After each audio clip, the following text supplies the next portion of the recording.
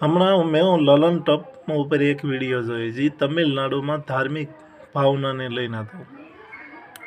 તમિલનાડુમાં એક જગ્યા છે મદુરાઈ જિલ્લામાં, જ્યાં હિન્દુનું પૌરાણિક મંદિર છે. ત્યાં વર્ષમાં એક દીવો જલાવે છે, જે એક પહાડ ઉપર મંદિર છે. મંદિરની એક પિલર છે, પિલર એટલે પથ્થરનો પિલર છે, અને ત્યાં એક દિયા જગાવવાની રસમ છે. તો ત્યાંની સરકારો એમ કહે છે કે જો આ દીવો જલાય છે તો ધાર્મિક ભાવનાનો હાથ થાય અને કોમી વિગવાદ થાય, એટલે વર્ષો થાય એ દીપક નથી જલાવવા દેતા. નીચે દરગાહ છે, પણ એ દરગાહ દૂર છે. જ્યારે હમણાં કોર્ટે એમ કીધું કે ભાઈ એ મંદિરને જગ્યામાં દીવો જગાવે, પોતાની સંપત્તિમાં એ વસ્તુ કરે છે, નથી દરગાહની સંપત્તિમાં કરતા. અને આમાંથી કોઈ ઉલ્લંઘન નથી, શાંતિ જાળવી. રાજ્ય સરકારને કીધું કે આ વસ્તુ કરો, તો રાજ્ય સરકારે પણ ના પાડે છે.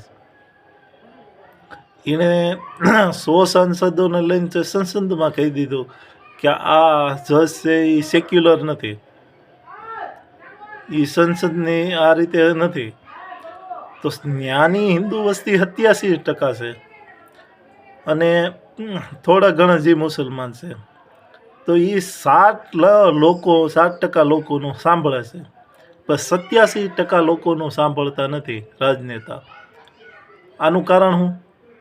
કોંગ્રેસવાળા પણ ઇન્ડિયા ગઠબંધનમાં આવતે બધાએ સહી કરીને ઉદ્ધવ ઠાકરે હોતે સહી કરી દીધી, જે હિન્દુવાદી નેતા તરીકે નામ પ્રસિદ્ધ કરે છે. તો આ લોકો શું સમજે છે કે આ 87% લોકો નહીં જોતા હોય, જે 80% લોકો નહીં જોતા હોય?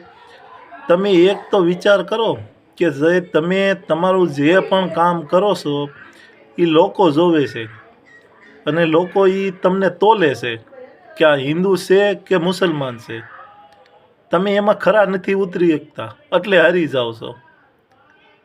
બીજેપી નિશ્ચિત હાલોમાં રાજકારણ બીજેપી કરે છે, પણ એ રાજકારણ કરે છે તો તમે આમાંથી કઈ રીતે બહાર નીકળો કે તમારે 80% લોકોના મત ન જોતા હોય તો આ રીતના કાર્ય કરો, નકર આ રીતના કાર્ય કરવામાં. કારણ કે લોકો ગમે એ હોય કે મંદિરના મુદ્દા લઈને આવે, કોઈ પણ મુદ્દા લઈને, પણ ગમે એ મુદ્દો લઈને આવે એનો યોગ્ય જવાબ આપો, નકર પછી હાર થાય.